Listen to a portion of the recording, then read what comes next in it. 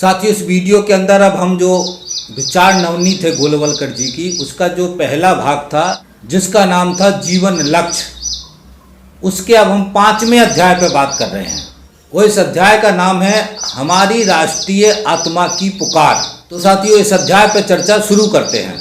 इसमें पहली हेडिंग है संस्कृति का नवतरुण।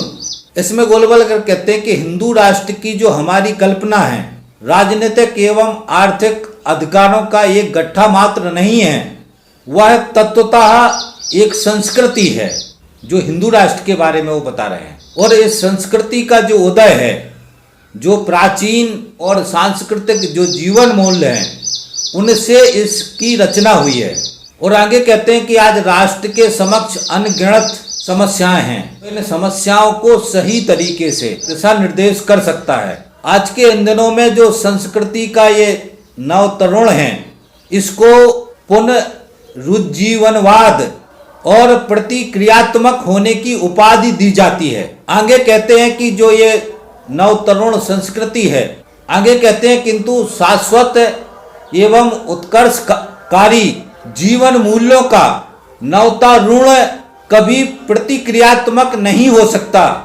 अपनी संस्कृति का नवतरुण से हमारा आस उन शाश्वत जीवन दर्शों को पुनः जीवन में उतारने से है, जिन्होंने इन सैसों वर्ष तक हमारे राष्ट्रीय जीवन को पोषित किया और अमरता प्रदान की।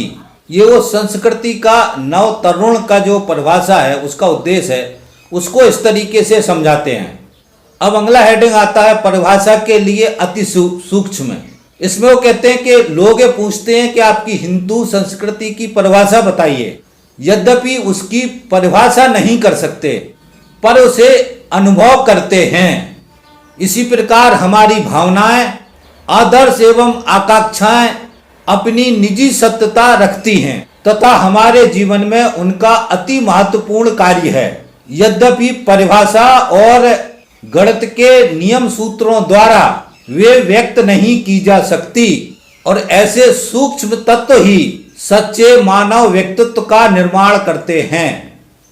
इस तरीके से वो समझाते हैं कि इसकी लोग परिभाषा पूछते हैं, मगर इसकी परिभाषा से हम इसको नहीं समझा सकते, इसको हम अनुभव करके समझाते हैं। अगली हेडिंग आती है अस्वीकृतियों के बीच सत्य का प्रकटीकरण।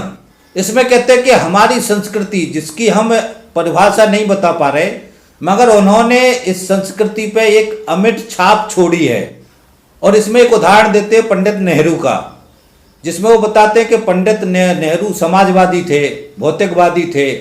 उनकी पत्नी को लंदन ले गए, वो बीमार थी, वहाँ उनका डेथ हो गया। डेथ होने के बाद से भौतिकवादी होने के नाते उनकी जो राख है या उनकी अस्थियां हैं, उनका कोई मतलब नहीं है। मगर जब वो वहाँ से वापस आए, तब वो वहाँ से उन अस्थियों को लेकर आए और उनके मन में ये भाव आया कि इन अस्थियों को मेरे को गंगा में विसर्जित करनी चाहिए।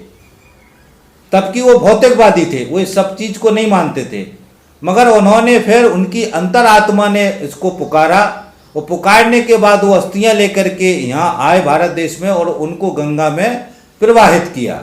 इसी प्रक्रिया में जो पुरातन संस्कार थे उनकी विजय हुई। और इसमें वो कहते हैं कि उसमें पंडित नेहरू ने स्वयं कहा कि मैं नए विचारों को मानता हूँ, भौतिकवादी विचार को मानता हूँ, मगर इस सब के बाद भी मेरे मन के अंदर एक ऐसी जागृति हुई, जिस जागृति ने मुझको मजबूर किया कि मैं इनकी अस्थियां लेकर के अपने देश आऊं और इसको गंगा में प्रवाहित करूं। वो कहते हैं यही इस पुरातन संस्कारों की जीत है, वो इसी से हम इन संस्कारों को एहसास कर सकते हैं। अगली हेडिंग आती है प्राणधारी ईश्वर। इसके बारे में वो बोलते हैं कि जो ईश्वर है उसका जो पूरी दुनिया में है, उसका साक्षात्कार नहीं कर सकते, जो दिखता नहीं है। तो इसमें लोग ये कहते हैं कि ईश्वर का साक्षात करना है। ईश्वर है कहाँ पर, हम उसे कैसे जान सकते हैं, उसका क्या स्वरूप है, उसके रूप गुण क्या हैं। आगे कहते हैं उसका वर्णन निराकार और निर्गुण के रूप में भी हम नहीं समझा पाते। पूजा के भी विविध पंथ विकसित हुए हैं, किंतु हम जो कार्य शक्ति से पूर्ण हैं इन सब से संतुष्ट नहीं होते। हम एक प्राणधारी ईश्वर चाहते हैं। अतएव हमारे पूर्वजों ने कहा, हमारा समाज ही हमारा ईश्वर है। जनता जनार्दन आदि रामकृष्ण परमहंस ने भी कहा है कि मानव की सेवा करो। इसी बात को विवेकानंद ने भी कहा है। उन्होंने कहा है कि हिंदू समाज ही एक विराट पुरुष है, सर्वशक्तिमान की स्वयं की अभिव्यक्ति है। यद्यपि इसमें वो हिंदू शब्द का उपयोग नहीं करते हैं, मगर उसके परिभाषा को बताते हैं कि सूर्य और चंद्रमा उसकी आंखें हैं, नक्षत्र और आकाश उसकी नाभि से बने हैं, ब्राह्मण उसका मुख है उस समाज का, क्षत्रिय उसकी भुजाएं हैं, वैश्य उसकी जांघाएं हैं तथा शूद्र उसके पैर हैं। इसका अर्थ है कि समाज जिसमें वह चतुर्विध व्यवस्था है, ये 4 वर्णों की व्यवस्था है, अर्थात हिंदू समाज हमारा ईश्वर है। इस तरीके से और ईश्वर का जस्टिफिकेशन देते हैं और ईश्वर को समाज के साथ जोड़ते हैं कि समाज जो है यही ईश्वर है। अगला हेडिंग आता है सेवा की सही भावना। हमारे चारों ओर हजारों मानव हैं जो भूखे हैं और निराश्रित हैं, जो जीवन की निम्नतम अवस्थाओं से वंचित हैं, जिनकी कष्ट कथाएं हमारे हृदय को पिघला देती हैं। निश्चय ही वह ईश्वर है। ये जो व्यक्ति हैं यही ईश्वर हैं, जिसने गरीब, निराश्रित और पीड़ित का रूप धारण किया हुआ है। वह हमें अपनी सेवा का अवसर देने के लिए इन विभिन्न रूपों में हमारे सामने आता है। और रामकृष्ण परमहंस जी ने इनको दरिद्र नारायण कहा है। आगे कहते हैं कि एक बार सच्ची सेवा भावना हमारे मन के अंदर प्रवेश कर जाए, फिर हम अनुभव करने लगते हैं हमारी व्यक्तिगत और पारिवारिक संपत्ति चाहे कितनी अधिक हो, वास्तव में वो हमारी नहीं है। ये तो समाज देवता की पूजा के लिए उपकरण मात्र हैं। तब हमारा संपूर्ण जीवन समाज की सेवा के लिए एक उपहार हो जाएगा। उपनिषद का एक श्लोक में बताते हैं, जिसका अर्थ है ये संपूर्ण सृष्टि ईश्वर से व्याप्त है, उसे समर्पण करने के बाद जो शेष बचे उसका भोग करो, दूसरे के धन के लिए लालच मत करो। अतएव हम अधिक से अधिक संपत्ति का अर्जन करें, जिससे समाज रूपी ईश्वर की सेवा श्रेष्ठ रीति से करना यथासंभव हो सके। आगे वो कहते हैं कि जितना हमारा संपत्ति है उसमें हमको उतना ही उपभोग करना है जितना हमको ज़रूरत है। उससे ज़्यादा जो संपत्ति है उस पर अधिकार हमको अपना नहीं जताना है। उससे अधिक पर अधिकार जताने का मतलब है निश्चय ही आप समाज की चोरी का कार्य कर रहे हैं।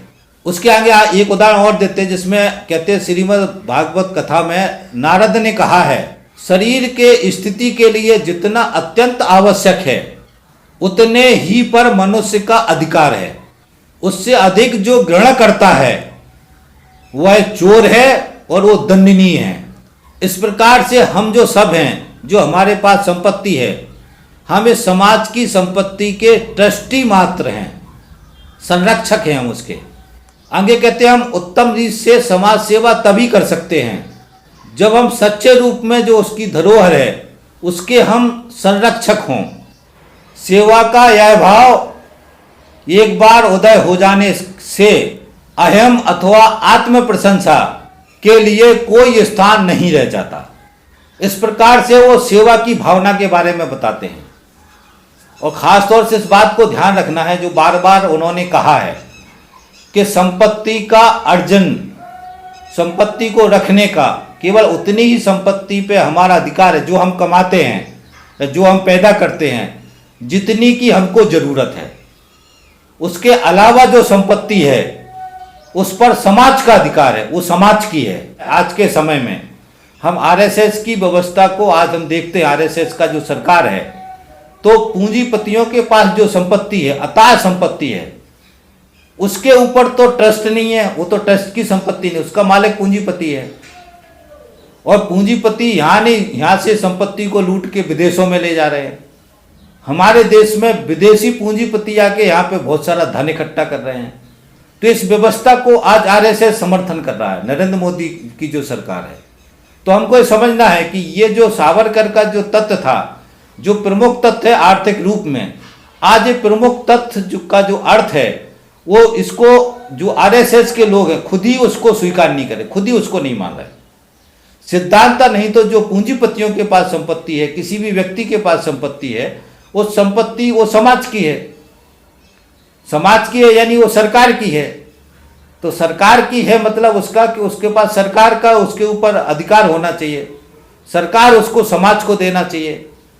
तो आज की तारीख में क्या है, वो व्यक्तिगत जो संपत्ति है उसको प्रोत्साहित कर रहे हैं, इसलिए पूंजीवादी व्यवस्था को ये सरकार सपोर्ट कर रही है।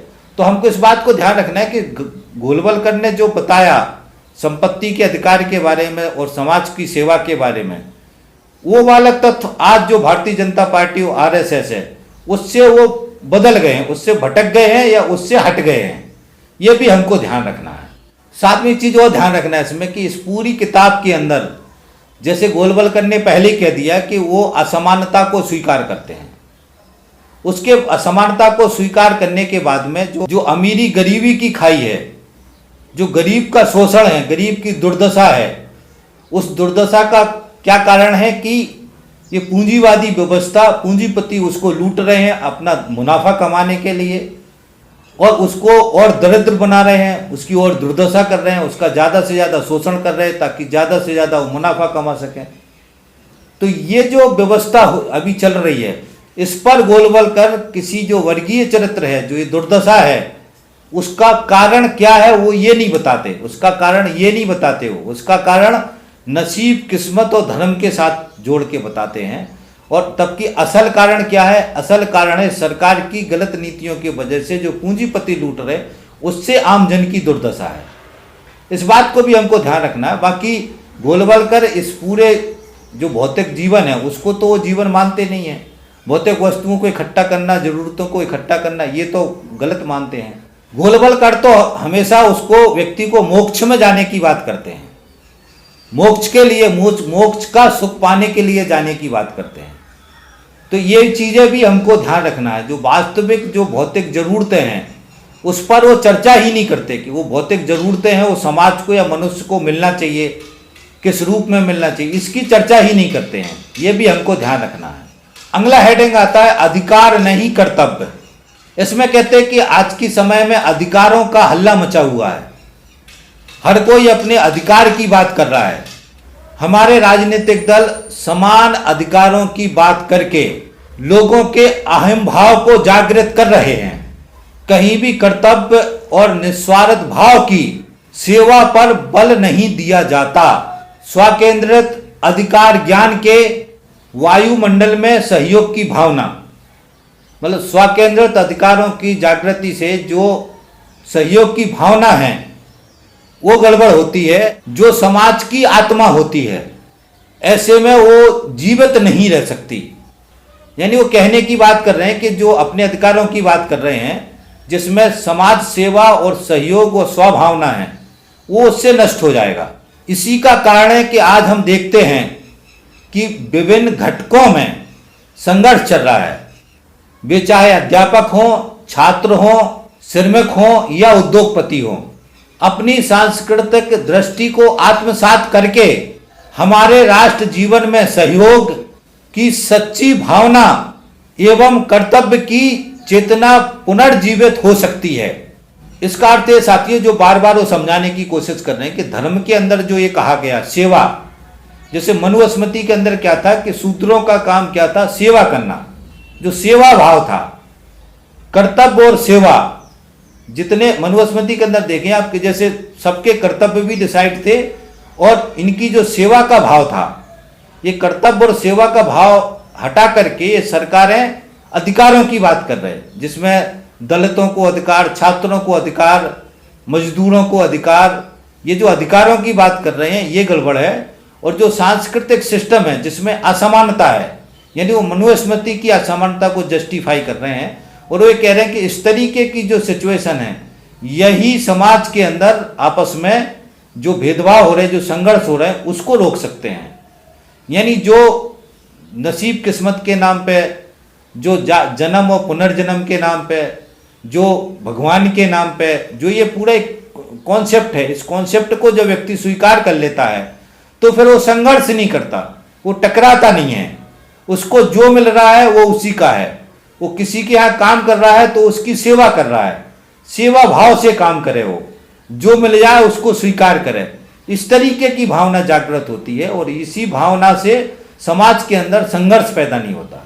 ये साथी बहुत ही ध्यान से सुनना है, ये विचारधारा का सबसे एक अलग पार्ट है। और इसी का जो समाजवादी व्यवस्था है, ये वो समाजवादी व्यवस्था ये कहती है कि जो सब लोग पैदा कर रहे हैं उसको सब लोगों को मिलना चाहिए, जो संपत्ति पैदा कर रहे हैं, इसलिए असमानता दूर होना चाहिए।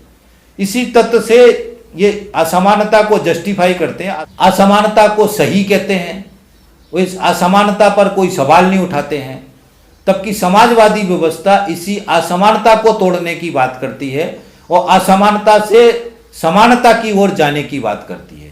ये वैचारिक टकराव है समाजवाद में और पूंजीवाद में, जिसका हमको ध्यान रखना, जो गोलवलकर बहुत जगह कहे हैं और यहाँ पे भी वो यही बात कह रहे हैं कि अधिकार नहीं, हमको सेवा और कर्तव्य ध्यान रखना है, जो हमको धर्म के अंदर समझाया गया है। तो इस समझ को भी हमको अच्छी तरीके से ध्यान रखना है। अगला हेडिंग आता है हमारा सांस्कृतिक इंद्रधनुष। इसमें वो कहते हैं कि हमारी जो संस्कृति है उसमें बहुत तरीके के रूप हैं, बहुत तरीके की व्यवस्थाएं हैं। ऐसा कोई शब्द नहीं है जो हमारी संस्कृति के अंदर जितना तरीके से सारी स्वतंत्रता है, इसमें एक सहिष्णुता, एक शब्द उन्होंने बोला कि सहिष्णुता शब्द का प्रयोग किया जाता है, ये शब्द भी हल्का है। और इसी तरीके से समाज में बहुत ही कुछ अपूर्णताएं हैं, कुछ पूर्णताएं हैं, कुछ अलग घटक हैं, कुछ अलग घटक हैं, और ये सारा मिला के ही समाज बनता है। जैसे हमारे समाज में बहुत ही अलग अलग तरीके की संस्कृतियां हैं, ये सब तरीके अलग अलग तरीके के रंग हैं, ये सब मिला के समाज बनता है। अगला हेडिंग आता है समान जन का स्तर उन्नत करना। इसमें कहते हैं कि हमारी संस्कृति का जितना हम पुनर्जीवन से हमारे समाज को सर्वसाधारण व्यक्ति के अपने राष्ट्र जीवन में स्वस्फूर्त होगा, उसके संकीर्ण विचार दूर होंगे, उसके चारित्र सेवा एवं बलिदान की भावना जागृत होगी।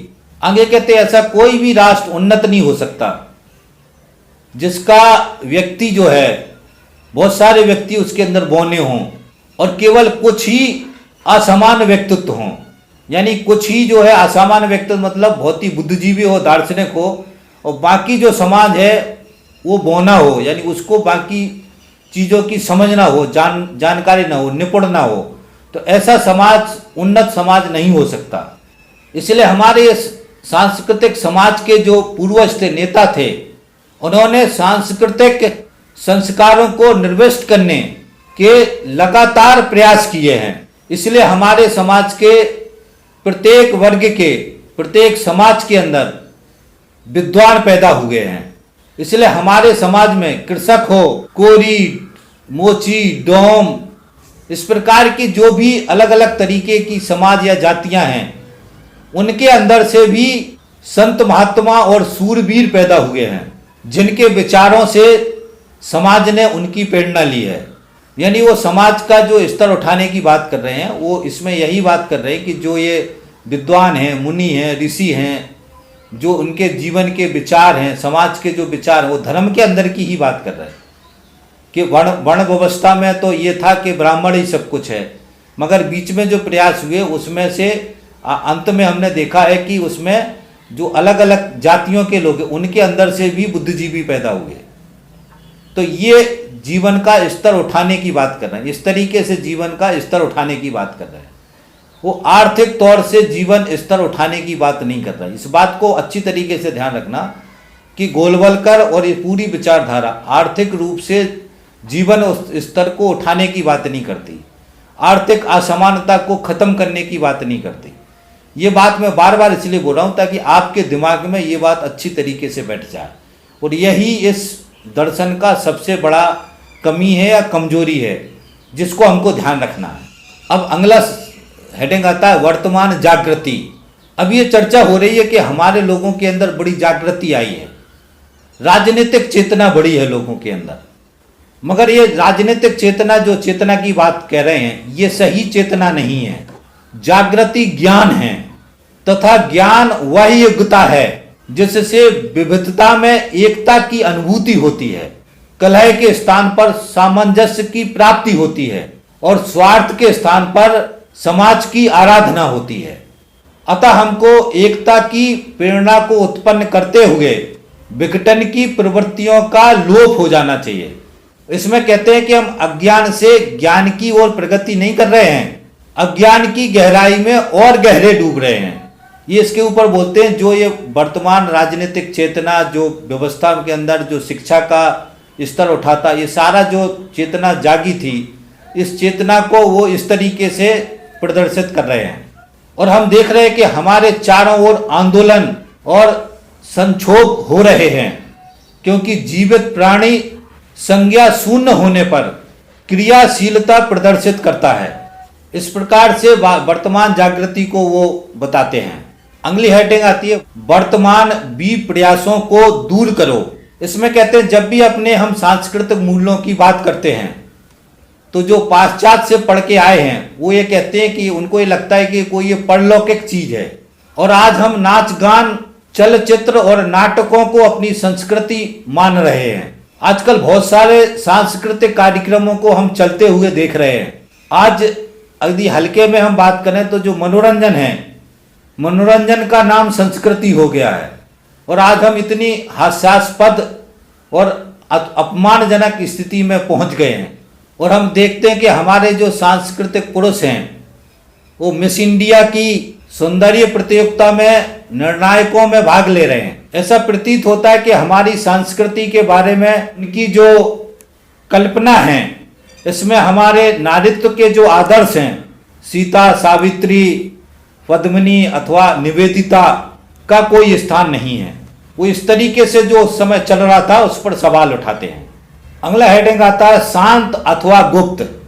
इसमें वो संस्कृति का हवाला देते हैं, शांत और गुप्त। ये और कहते हैं ये जो शांति है इसको भ्रमवश गुप्तता मान लिया जाए। हमारी संस्कृति प्रदर्शन का समर्थन नहीं करती। ये महिलाओं के बारे में बोल रहे हैं, जो उन्होंने मिस इंडिया के बारे में बोला था। और वो कहते हैं हमारे संस्कृति में हिंदू पति पत्नी हैं, वो सबके सामने अपने प्रेम का प्रदर्शन नहीं करते। हिंदू पत्नी आंसू, आलिंगन अथवा चित्कार से अपने प्रेम को व्यक्त नहीं करती। इसके विपरीत जो पाश्चात्य के लोग हैं वो खुलेआम चुम्बन करते हैं, प्रदर्शन करते हैं, बाह्य प्रदर्शन करते हैं। वो इस बाह्य प्रदर्शन से संबंध विच्छेद होते हैं। हमारी संस्कृति ने सदैव यह शिक्षा दी है, असंयमित प्रदर्शनों की अपेक्षा संवेगों का संयमन अधिक शक्तिशाली और मोहक होता है। इस प्रकार से साथी हमको ध्यान रखना है कि इसमें विस्तार में नहीं जा रहा हूं, कि हमेशा जो आरएसएस है, जो महिलाओं के बारे में इनका दृष्टिकोण है, जो आज भी वो मिस इंडिया का इसका उसका लोग विरोध करते हैं, तो पाश्चात्य जो संस्कृति और हमारे यहाँ की जो संस्कृति है उसके आधार पे जो महिलाओं का मनुस्मृति के अंदर जो उनको कहा गया है, जो उनको पर्दे में रहने का कहा गया है, जो मनुस्मृति के हिसाब से महिलाओं को अधिकार दिए गए हैं, उसमें बांधने की कोशिश करें। वो संस्कृति का बात करें कि उसमें वो सही है, ये भी हमको ध्यान रखना है। अगली हेडिंग आती है, शाश्वत मूल्यों का सिंचन। और इसके अंदर वो समझाने की कोशिश कर रहे हैं कि शाश्वत मतलब जो पहले से चले आ रहे हैं, जो हमारे पुराने नियम है, जो शाश्वत नियम है, उन्हीं का सिंचन करना है, उन्हीं को हमको स्वीकारना है।